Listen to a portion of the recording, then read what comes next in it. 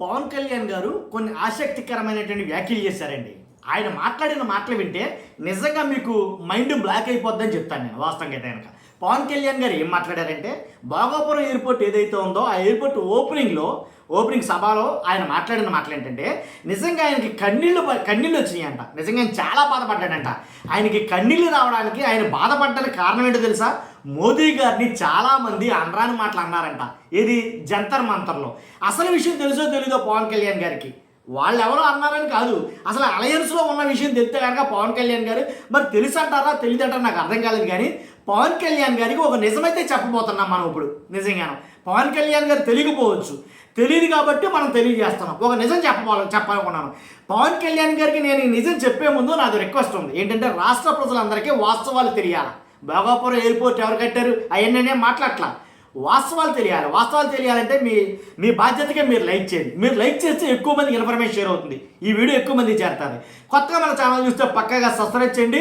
మీ అమూల్యమైన అభిప్రాయాన్ని కామెంట్ రూపంలో తెలియజేయండి. పవన్ కళ్యాణ్ గారు నిజంగా ఆయనకు వచ్చిన కన్నీళ్ళు కావచ్చు, ఆయన పడ్డ బాధ కావచ్చు, ప్రధానమంత్రి నరేంద్ర మోదీ గారిని జంతర్ మంతర్లో ఎవరైతే కొంతమంది యువకులు చాలా నానా రకాలుగా తిట్టారు, ఇబ్బంది పడ్డారు, బాధ పెట్టారు. నిజంగా ఆయన మాట్లాడిన మాటలు చూస్తే కళ్ళంట నీళ్ళు వచ్చినాయి పవన్ కళ్యాణ్ గారికి. చాలా బాధలు అనిపించారంట. కానీ పవన్ కళ్యాణ్ గారికి అసలు నిజం తెలుసో తెలియదు. చంద్రబాబు నాయుడు గారు మాట్లాడిన మాటలు వింటే కనుక, లేదా బాలకృష్ణ గారు మాట్లాడిన మాటలు వింటే కనుక, అదే నరేంద్ర మోదీ గురించి ఆయన మాట్లాడిన మాటలు వింటే పవన్ కళ్యాణ్ గారికి మరి ఇంకెంత బాధ వచ్చినాం. ఒకసారి పవన్ కళ్యాణ్ గారు ఏం మాట్లాడారో విందాం. ఒకసారి ఆయన ఏం మాట్లాడారు విందరు. కానీ చాలామంది ఆయన మీద మాట్లాడుతూ ఉంటే, ఆయన్ని అనకూడని మాట్లాడుతూ ఉంటే నా గుండె కదిలించేసింది, నా కన్నీళ్ళు వచ్చినాయి, బాధ వచ్చింది. దేశం కోసం కష్టపడే వారికి ఇవా చివరికి మనం ఇచ్చేదే. కొత్త తరానికి ఏం తెలుసు ఆయన పడ్డ కష్టం. ఒక్క రోజు కూడా సెలవు తీసుకోలేదు మన ప్రధానమంత్రి గారు. ఈరోజు పెట్టుబడులు వస్తున్నాయి మనకి, ఒక్క రోజు కూడా సెలవు తీసుకోలేదు.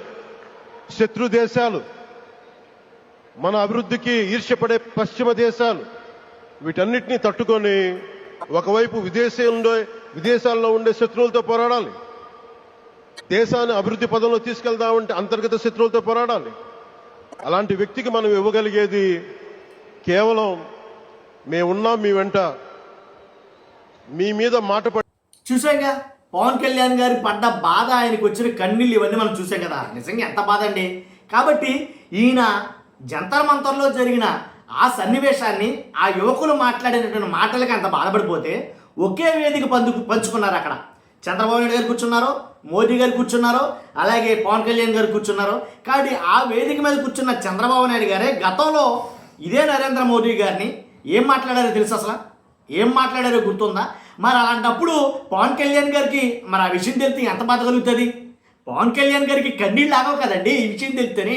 కాబట్టి పవన్ కళ్యాణ్ గారికి తెలుసు అంటారా తెలియదంటారా అని అంటే కనుక నానా రకాలుగా మాట్లాడుకోవాల్సి వస్తుంది. కాబట్టి మొత్తానికి ఏదైతేనండి, అంటే జట్ట కట్టినప్పుడు కాదు కానీ అంతకు ముందు నారా చంద్రబాబు నాయుడు గారు అదే ప్రధానమంత్రి నరేంద్ర మోదీ గారిని చాలా రకాలుగా మాట్లాడిన విషయం ఒక్కసారి అది కూడా విన్నాం. అసలు అదే చంద్రబాబు నాయుడు గారు ఏమన్నారు ఏంటో విన్నాం ఒకసారి. భార్యనే చూసుకునే వాడు దేశాన్ని ఏం చూసుకుంటా అన్నాడు. కుటుంబాన్నే చూసుకునే వాడు దేశాన్ని ఏం చూసుకుంటానని అడిగాడు. మీరు కుటుంబాన్నే చూసుకోలేకుండా ఉంటే మీరు దేశాన్ని ఉద్ధరిస్తామంటే ఎవరు నమ్మతారని మిమ్మల్ని అడుగుతున్నా. ఒక కొజ్జలాగా సీట్లు గెలవచ్చు అనుకుంటున్నారు. బగ్గి చూస్ జాగ్రత్త, వార్నింగ్. రాజధాని పరీక్షించొద్దు.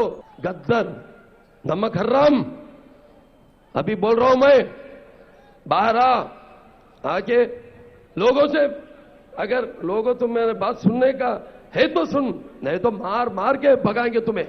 ఆయన్ని అనకూడని మాట్లాడుతూ ఉంటే నా గుండె కదిలించేసింది. చూసాం కదా. కాబట్టి ఏం మాట్లాడారో చంద్రబాబు నాయుడు గారు కావచ్చు, బాలకృష్ణ గారు కావచ్చు, అదేనే జరిగింది. పవన్ కళ్యాణ్ గారికి సంగతి తెలియకపోవచ్చు.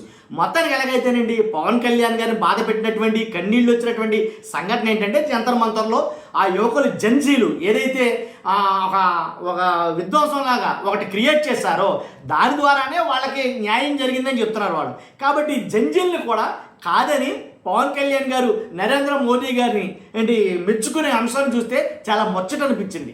కానీ పాపం అదే అలయన్స్లో ఉన్నారు పవన్ కళ్యాణ్ గారు. చంద్రబాబు నాయుడు గారు తిట్టింది, బాలకృష్ణ గారు తిట్టింది పాపం ఆయన తెలియకపోవచ్చు. చూస్తున్నా మీకైనా తెలుసో తెలియదో చెప్పండి. ఖచ్చితంగా మీ అభిప్రాయం కామెంట్ రూపంలో తెలియజేయండి. ఫస్ట్ అయితే లైక్ చేయండి. Thank you very much.